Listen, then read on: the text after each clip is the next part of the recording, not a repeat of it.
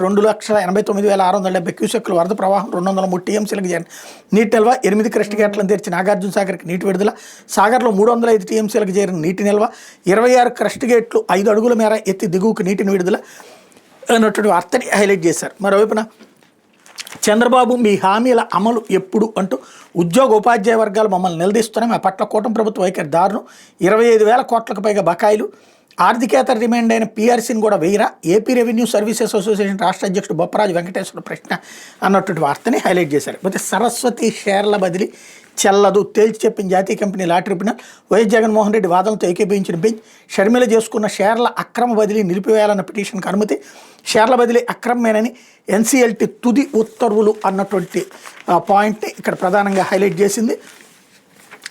ఇది ఈనాడు కానీ జ్యోతి కానీ రాలేదు. అంతకుముందు షర్మిల స్టేట్మెంట్స్ని అయితే హైలైట్ చేసిన వాళ్ళు నేను తీర్పు వచ్చినప్పుడు మాత్రం ఆ వార్తను టచ్ చేయట్లేదు. అదే వీళ్ళ దగ్గర ఉన్నటువంటి స్పెషాలిటీ.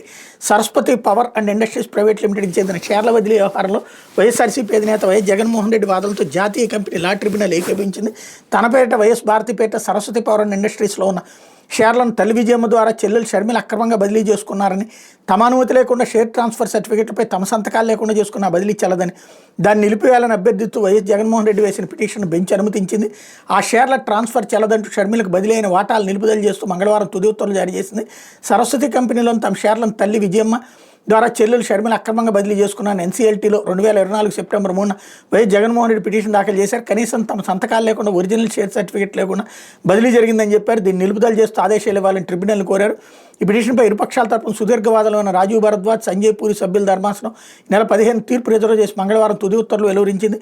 పూర్తి జడ్జిమెంట్ వివరాలు నేడు అప్లోడ్ చేసే అవకాశం ఉందన్నట్టు వార్తని హైలైట్ చేశారు.